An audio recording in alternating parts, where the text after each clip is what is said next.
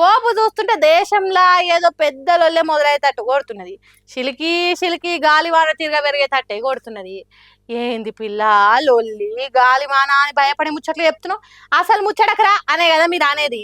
నేను ఆ ముచ్చట చెప్తా కదా కానీ ముందుగాలైతే ఈ వీడియో చూడండి. మోడీ సార్ చేస్తున్న ప్రతిదీ అందరు ఒప్పుకుంటారో ఒప్పుకోరో నాకు తెలియదు కానీ నేను మాత్రం ఒప్పుకోను, ఫైటింగ్ చేయకుండా తప్పుకోను అన్నట్టే చేస్తున్నాడు తమిళనాడు సీఎం స్టాలిన్ సారు. అందుకే డీలిమిటేషన్ బిల్లు కాగితాలకు నిప్పు పెట్టి గాలబెడుతున్నాడు.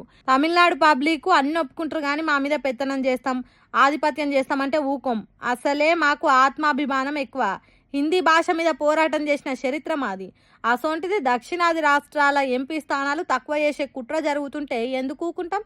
చెట్టు ఏర్లను వీకి ఎండిపోయేటట్టు చేస్తే మేమెందుకు ఊకుంటాం అన్నట్టు సీఎం హోదాలున్న మనిషి డీలిమిటేషన్ కాగితాలకు మంట పెట్టి అగ్గి వేసిండు. తమిళనాడులో ఎన్నికలు జరుగుతున్నాయి కాబట్టి ఈ డీలిమిటేషన్ బిల్లును వ్యతిరేకిస్తే బాగా ఓట్లు పడి సీట్లు గెలిచే ఛాన్స్ ఉన్నదని అంటుర్రు. అందుకోసమే ఎన్నికల ప్రచారానికి నల్ల బట్టలు వేసుకొని వచ్చి నల్ల జెండాలు ఎగరేసి డీలిమిటేషన్ బిల్లును గాలబెట్టిండు, మసి చేసిండు. ఈ బిల్లు బ్లాక్ బిల్లు, దక్షిణాది రాష్ట్రాలను నిండా ముంచే బిల్లు, మన మాట చెల్లకుండా వేసే బిల్లు. ఇప్పటికే మస్తు ఇబ్బందులు పడుతున్నాం. ఈ బిల్లు కనుక వస్తే ఇంకింత తిప్పల పడతాం అన్నట్టు మాట్లాడిండు తమిళ భాషలా.